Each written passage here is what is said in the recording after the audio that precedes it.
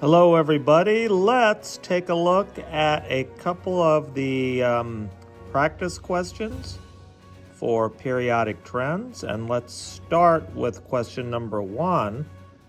And what we're asked to do is compare the size of 4 different elements based on the trend of atomic size.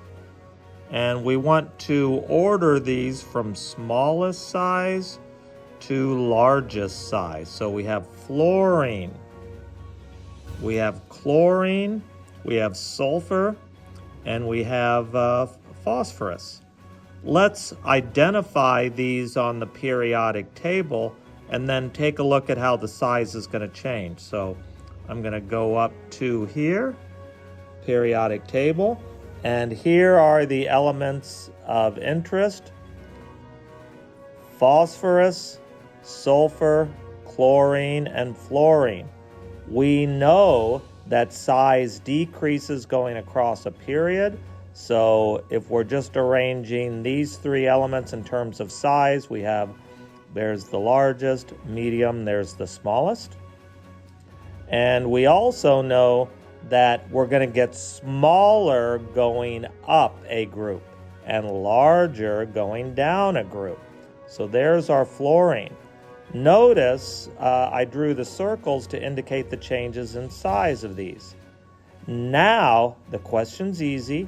So the smallest one is fluorine. Then we're increasing size too. So notice fluorine is less than in terms of size chlorine. Chlorine is less than, there's my little weird shaped L to remind me that's less than, is less than the size of sulfur, and there's phosphorus. And there's my little sketch, which confirms. So here is my answer.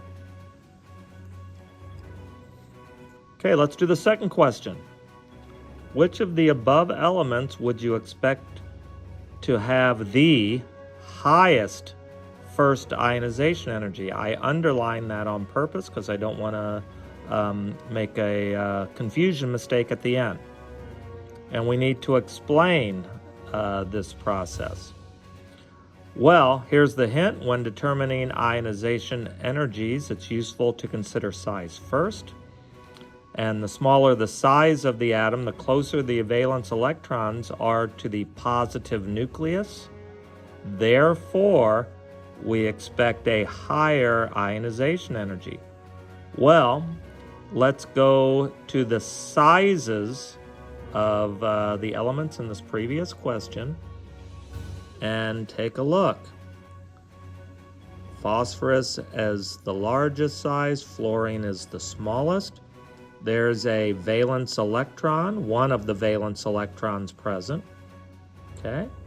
And from this sketch here, we can immediately see that fluorine has the valence electrons closest to the nucleus and would therefore have the highest first ionization energy out of the 4 that are given.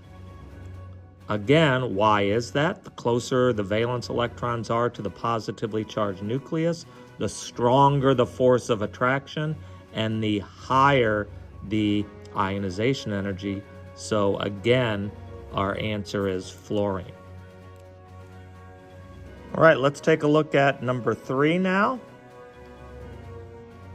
Consider the following elements. We have sodium, magnesium, potassium, and calcium. Arrange from the highest to lowest ionization energy. Again, hint, the smaller the size of the atom, the closer the valence electrons are to the positive nucleus. Therefore, we have a higher ionization energy. Let's first consider the sizes of these 3 elements. So we go to the periodic table and we have sodium, magnesium, potassium, and calcium. I've sketched the relative sizes. So this is going to be larger, then we get a little bit smaller going from left to right. When we go down, this is going to increase. So there's the relative size of potassium. And then we're going to decrease. Of course, that is going to be smaller, calcium smaller than potassium. But it's going to be a little bit larger than magnesium. Once we have these sizes, we can easily determine ionization energy.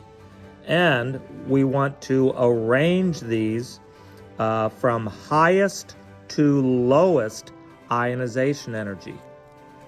Well, here are the relative sizes as we're decreasing based on this trend here.